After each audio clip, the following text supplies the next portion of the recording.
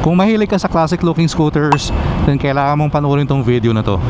Alright, so we'll start out with the V200 Special. Oh yeah, oo. You can feel the punch. So again, ito yung inaabangan ko dito. Itong dual arm link. Grabe to. X300. Ibang level yung suspension. Dada dito. Grabe, yung komportable nito. Ayun, ang angat naman dito, comfort. Sobrang comfortable na nga nito eh. Iba to. Alright. Sir, yun yung sinasabi. So, sobrang comfortable na for me yun. Ang sabi ni Josh, dito daw sa G3 350, mas comfortable pa daw to. Yes sir. But this is 350cc. Oh.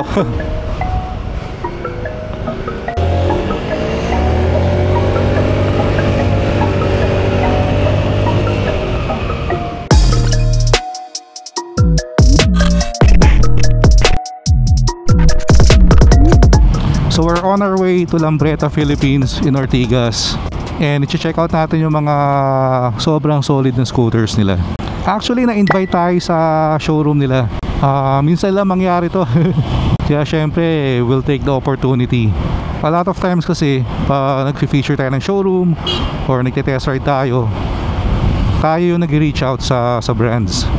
Meron daw kasi silang gustong ipa-test ride sa akin na scooter na sobrang magugustuhan ko. So yun, exciting.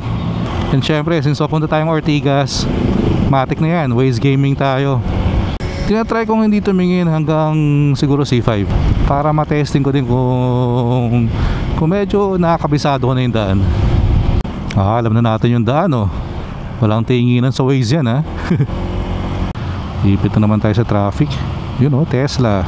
Ang kalaban mo pag ganito ka traffic is yung yung init. No choice ka, hindi magbukas ng helmet eh. So walang hangin. Pero since malakas kayo sa akin at ayoko nabubore kayo sa mga vlogs natin, mamagicin na lang natin tong traffic na to. In 3, 2, 1. Alright, so yan, wala nang traffic. Nasa C5 na tayo. Kaya sa mga fellow content creator ko pala dyan, or mga nag-YouTube din, kung meron kayong questions about, siguro anything about motovlogging or dito sa ginagawa natin, feel free to comment it down below or pwede rin kayo mag-PM. Syempre there was a time naman na baguhan din tayo sa larangan na to. Hanggang ngayon naman. Pero kahit pa paano, meron na tayong mga naipon na knowledge so far. So yun lang siguro yung mga gusto nating i-share. Kumbaga parang paying it back lang. Kasi nung nag-uumpisa naman tayo, marami rin akong nakukuhang tips from other content creators or motovloggers. And first time din pala natin pupunta ang Ortigas ng naka-scooter, naka-ADV. So anytime na may napupuntahan tayong bagong lugar na naka 2 wheels, yan, sobrang saya ko dyan. Ito yung part ng ng C5 na matagtag. Kahit sa Z9, kahit naka 4 wheels ka, and kahit pala dito sa ADV, talagang ramdam mo yung tagtag. So going back pala doon sa sinasabi ko. So kaya ako masaya pag may bago ako napupuntahan na naka 2 wheels. Kasi feeling ko parang nag-e-expand yung mapa ko. So sa mga naglalaro ng ML dyan, yun ang ibig ko sabihin, yung parang lumalaki na yung mapa mo. By the way, doon pala sa mga nanonood sa atin na naglalaro ng ML, PM nyo lang din ako sa Facebook page ko para ma-add ko kayo, tapos pabuhat sa rank games. Pero seryoso ako dun favorite pastime ko kasi talaga ang Mobile Legends. So pag may free time ako, sumisingit ako ng kahit 1 to 2 lang na rank games. I'm thinking pwede rin tayo magbuo ng squad, no? So kung meron tayong viewers, kung meron tayong enough players para makabuo ng squad, tara, let's do this para meron tayong regular na na rank games. Tapos pwede rin nating i-live, no? Hindi lang motovlogs, may gaming na rin. Newbie gaming. Bumblebee ba to guys? Lapad ng gulong labas sa kaha. Ay oo guys, si Bumblebee nga Autobots shout out to you Bumblebee. Welcome to the Philippines. Okay, elevated U-turn. Magaling din yung nakaisip nito ah. For sure, laking tulong na to sa traffic. Although sobrang traffic pa rin sa baba. Kasi kung yung mga U-turn sa baba pa, nako, talagang siyam-siyam na aabutin nyo. Alright. At parang nire-route siya tayo. Pa-EDSA ba tayo? Itong si Waze minsan na rin ito eh. Pala decision din eh. Pero sige, magtiwala na lang tayo. Mas alam naman niya eh. Pero hindi rin eh. Kanina 30 minutes na lang tayo, di ba? Naging 40 minutes pa. Pero okay na rin siguro. Tapos nakapag-joyride tayo sa lugar na hindi pa natin napupuntahan. Pero pag na-experience mo yung matinding traffic sa Manila, lalong tumataas yung respeto ko sa mga kapatid nating delivery riders. Non-stop na biyahe na araw-araw para lang ma-deliver yung mga ino-order natin. So shoutout sa inyo mga sir. Always ride safe. Bihira lang tayo mag-scooter sa EDSA eh. Pero alam ko, wag mong gagawin dito sa pumunta sa bus lane. Ang dami ko napapanood na videos eh. Yung mga scooter na nahuhuli sa bus lane. Alright. In-EDSA niya tayo, digmaan din naman dito. Ito, route change. There's a better route. Sira ulo pala itong si Waze eh. Similar ETA naman daw. Pero guys, ito. Presenting to you EDSA traffic. Ayan, si kuya oh. Alright, turn right here. Sige, sundan lang natin si Waze. Iwas traffic. Parang nasa gitna tayo ng mga building. So sabi ko nga doon sa nag-invite sa atin dito, hindi ko rin kabisado tong lugar na to. So hindi ko alam kung saan ako magte-test ride. Ang sabi niya, samahan na lang niya ako. So convoy na lang kami. Alright, ayun. Kita na natin yung flag. Laking bagay din pala itong grip puppies ha. Kasi may times pag matagal kang nag-ride, di ba? Stop and go traffic. May times mafe-feel mo mapagod yung kamay mo eh. Pero no, medyo wala akong pagod na nararamdaman. Pero malapit na tayo guys eh no. 2 liko na lang. Then mag-right lang tayo dito. Dapat makikita na natin yung Lambretta, Philippines. We are here. So Lambretta, Philippines. Hello, good afternoon. Welcome to Lambretta, Ortigas. I'm Joshua Bonifacio, and I'm gonna introduce you our Lambretta models as of now. So first of all, we're here. The special V200, our entry model. Our V series is actually serving as our modern classic scooters in Lambretta. Ilang cc to bro? Ang displacement niya sir is 189. Siya yung entry level natin sir, which is V200. Wala na po tayo nung katulad ng mga motor na yun, which is the V125. As of now sir, hindi pa siya totally phased out, but waiting pa kami for Lambretta International kung mag-release pa sila ng further units. Pero kung gusto nilang bumili, they can order this? As of now sir, hindi pa po. Naka-hold. Yeah. Alright. Ayun, sa mga V-series, ano yung mga selling points nyo? For selling points sir, actually, the riding style actually. Kasi in Lambretta, we emphasize the riding feel that you get while riding. And moving on sir, punta tayo naman sa next series natin, which is the X series, that's serving our futuristic or sports scooters natin, which is we can see here. For the X series naman sir, we have the first of all, the X200 and the X300. The difference between these two is actually just the displacement. For X200, for X series, siya yung nagsaserve na modern talaga natin sir, with the edgy looks on the scooters, the torque, the performance, it's all for the younger generations, yung tinatawag nila. 200 to sir, exact. Then si X300 naman, exact 300cc rin siya. So X series pa rin siya sir, but with a higher displacement, as per requested by the younger generation sir. Actually kaya siya ginawa kasi kaya siya ganyan yung look niya, medyo edgy, medyo futuristic, dahil nga doon uso siya doon sa mga Gen Z kung tinatawag nga nila ngayon sir, di ba? Let's move on to our top of the line, the G series, which is, yeah, that's the G series sir, the G350 Lambretta. This is our premium classic bike. So as you can see, as the design, it has the very edgy classic look. And of course, yung na-emphasize natin sir is yung ito. Actually may serve to. Kung nakikita nyo to sir, that is the horn cast of Lambretta. Yeah, with 350cc as of now, with the classic scooters, siya yung may pinakamataas na cc. Yes sir. And ang maganda dito sir sa 2024 model natin ng G350, basic features lang, napakaluwag na seat clearance. As you can see here na panel, full TFT display. Ayan, makikita nyo dyan. Full TFT display nyan with Bluetooth na siya. Only LED na to, no? Yes sir, actually, turn natin siya i-on.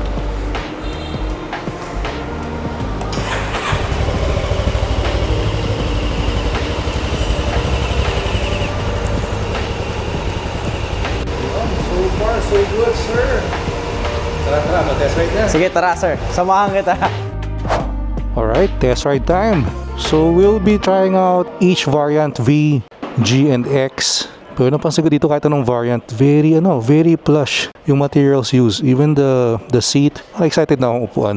Ito ilalabas ngayon guys, G350, color white, orange na seat, very premium. Alright, so excited na akong ma-experience yung double arm link. Kasi I'm hearing great things about this suspension setup. Tara, let's go. Alright, so we'll start out with the V200 Special 179cc. Wala siya ng double arm link setup pero maganda yun para later on we can compare yung suspension. Sobrang bait din pala ng mga tao dito sa Lambreta, Philippines in Ortigas. Shoutout sa inyo. Tumuupuan pa lang guys, oh. Alright, let's do this.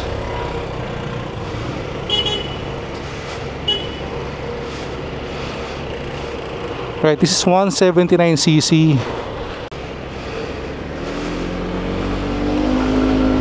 Oh yeah, oo. You can feel the punch. Na-excite tuloy ako kasi mamaya yung after nito we'll try out yung 300 and 350cc variant nila.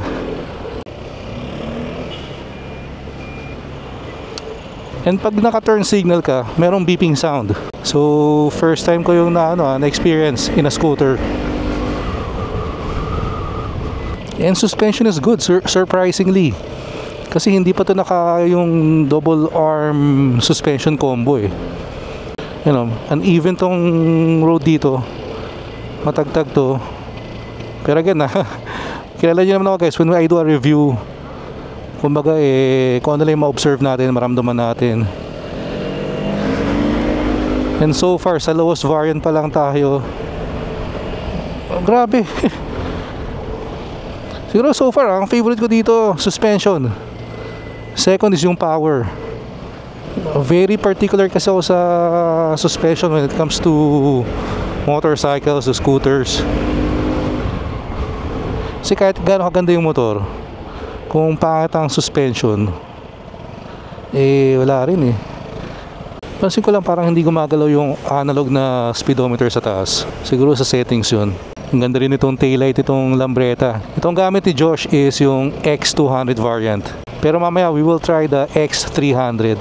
Siyempre doon nakagad tayo sa higher displacement. So we are back. Ang ganda na suspension bro. So ibabalik niya lang yung V200 Special. Then next up, X300. Excited na ako doon. Tara, pakita ko sa inyo. Ito yung X300. Ganda pa ng kulay, oh. Parang army green. And naka na to, dual arm combination suspension setup. Sige. Ito yung ito yung main event natin the G350. Okay. Okay yung tunog guys ha. All stock pa yan. Brother, ano to? Stock muffler? Yes sir. Ganun talaga yung tunog, no? Ilang cc to? 300. Sakto, 300. Ito yung katapat ng GTS. Si GTV ang katapat niya yun. 350cc yun talaga. Teka sir. Shoutout ka muna. Erwin Adona. Sir Erwin Adona, shoutout to you sir. Ito daw ang pinakamalupit na driver sa Lambreta. Sir Ted. Sir Teddy, nice meeting you sir. Napakabait ng mga tao sa Lambreta guys. Thank you sir sa invite. Thank you sir Erwin. Ingat ka sir. Oo naman. So again, ito yung inaabangan ko dito. Itong dual arm link. So may double spring, kabilaan, and itong arm. Pero for me, nagsistand out dito yung kulay guys ha. Ano ba ito? Moss green, army green. Tapos, yung upuan niya, nagmamatch din no? And also the good people here at Lambreta, Philippines, they're offering me to borrow one of their scooters para matry natin ng ilang araw. So hindi ko nga lang alam kung sobrang ganda lahat. After ng mga test rides natin, doon tayo mamimili. And yung tunog guys ha.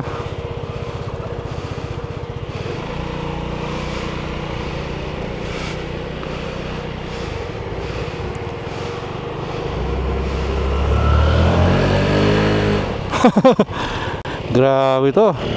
X300.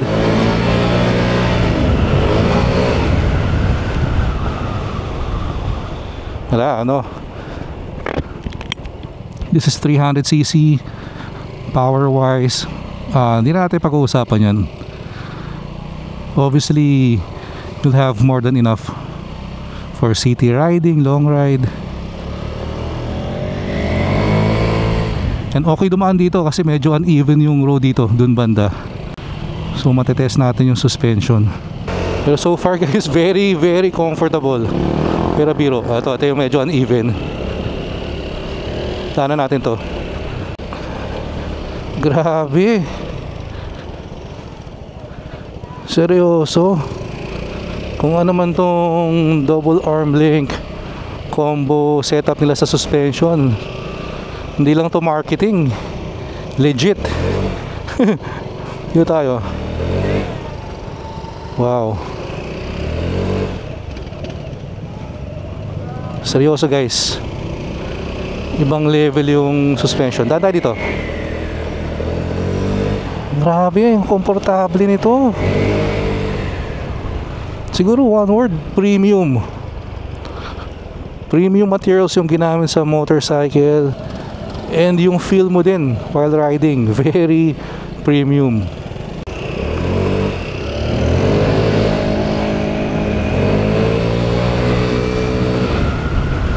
Yep, and braking is okay.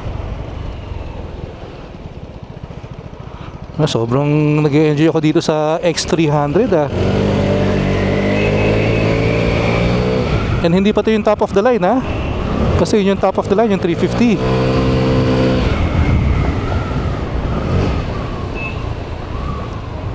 Grabing power nito. Ang hirap siguro mamili kung ano yung hihiramin ko for a few days. Kasi sa ngayon kung ngayon ako magde-decide, for sure gusto ko tong green na na X300. Pero syempre itatry pa natin yung top of the line nila, yung G350. Ayun, no steer. Sobrang saya ko dito guys, ibang level. Sir, anong SRP nito? SRP dyan for X300 is 400,000. 400,000. Yeah. Yun, 471,000. 400,000 to 471 yun. Yung una natin sinubukan, yung V200 is 255. The first one, the V200 special, 255. 255,000. 255, 400, 471. 200 naman na variation nito. Yung nakababa. Yun, no? Yung pink. Ito, 296. Oh, sulit yun, guys. Alright, so ito na. Sobrang nag-enjoy tayo dito. Kita mo yung power, sir, di ba? Oo. Ngayon, ang angat naman dito, comfort than power. Nasa dulo siya. Sobrang comfortable na nga nito eh. Iba to. Alright. Sir, yun yung sinasabi ko. So, sobrang comfortable na for me yun. Ang sabi ni Josh, dito daw sa G350, mas comfortable pa daw to. Yes, sir. Oh, pansin ko kagad mas mababa ang seat height nito. Pero mas malakas ang muffler nun. Mas tahimik to. Pero this is 350cc. Oo. And mas malaki yung feeling mo dito sa G350. So tama yung description nila. The X300 is more of a sporty scooter. Ito naman is more kung comfort yung habol mo. Dito daw yun. Ito yung ultimate comfort scooter nila. O nga, no? Lambot ang upuan. And parang mas wide ng konti. And of course, you get more power. Pero for me so far, in terms of comfort, parang same eh. Same lang naman. Lalo na dito sa mga uneven road. So safe to say yung double arm link combo suspension is very good in absorbing talaga yung mga bumps sa roads, yung mga uneven parts. Kumbaga hindi yung katawan mo ang magsasuffer doon. Kasi di ba minsan after a long ride masakit yung katawan mo. Kasi sabihin nun, yung katawan mo yung nag-absorb ng mga bumps. And let's face it, dun sa mga more affordable scooters, Hindi rin naman talaga top notch ang suspension. Grabe, wala akong problema sa power dito. Again, 350cc to guys ha.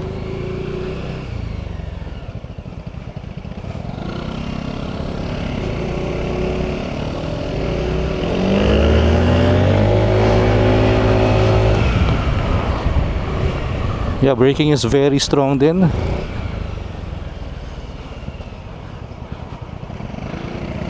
You can be confident na kahit bumakba ka dito, eh okay din naman yung brake.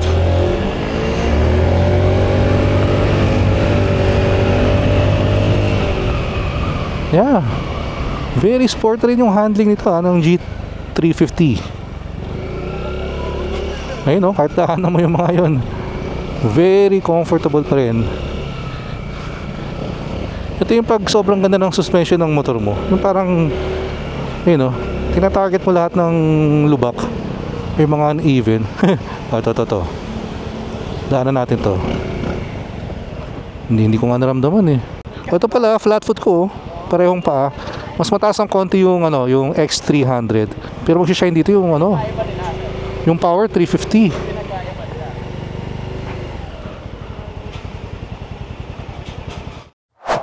Hello once again everyone, I'm here Josh. Kakatapos na namin mag-test ride and we do invite you here on our branch to test our units, of course, our demo units, and ipapakita ni Sir Ken sa inyo kung paano naging experience niya. And of course, we're doing this video, of course, to invite you. I want to introduce you, Sir Alec Go, my manager here in Lambretta. Hello, good day guys. So I am Alec, the Sales and Marketing Officer for Lambretta Philippines. We would like to invite you for our Christmas party this December 5 here in Ropali Plaza, Ortigas, Pasig. Alright, so grabe. Had so much fun, literal na fun, test riding the Lambretta scooters. Kaya magkamali ako eh. So yung una nating na test ride, V200 Special, tas 179cc, yung color blue.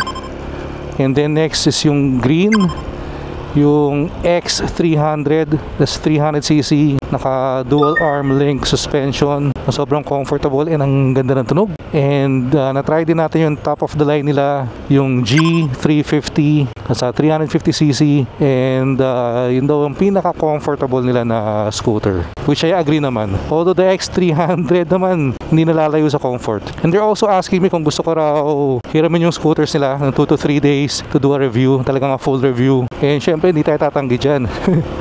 Ang nagiging dilema ko lang, isang hirap mamili kung anong scooter ang hihiramin natin dahil grabe, sobrang okay lahat eh. Pero sabi ko kanina, it's a tie for me between X300 and G350. Pero for me lang, mukhang lamang ng konti yung X300, yung green. Kasi ang ganda ng tunog ng exhaust nun, nung stock muffler. Napaka-sporty na agad nung sound.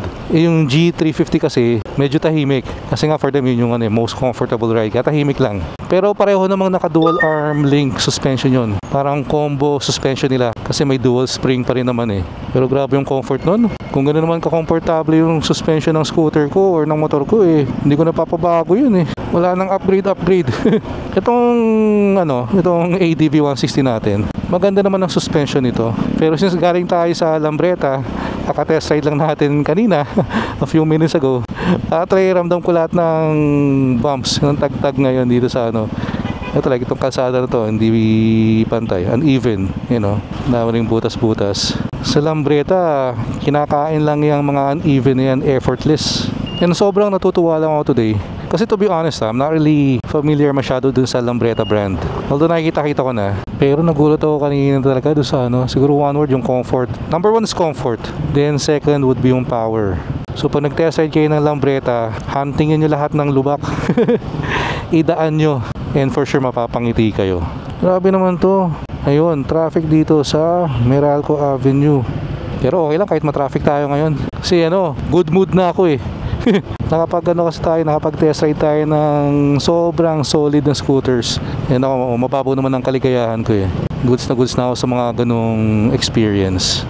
Ilang lang ako dumaan dito sa gutter. Kasi medyo malapad doong ADV eh. Kaya dapat maingat ka, baka sumayad yung footboard mo. Grabe ang traffic dito ah.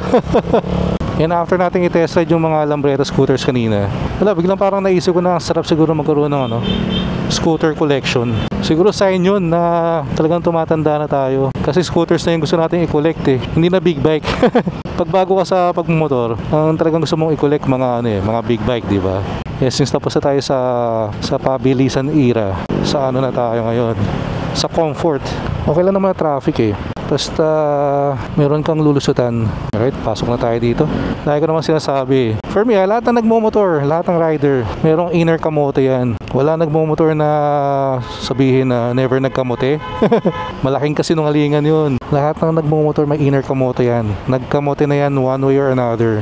Yeah, pwedeng mild, pwedeng major. Pero yung sa akin kasi nilalabas ko lang pag sobrang traffic. Yung talagang singit-singit lang.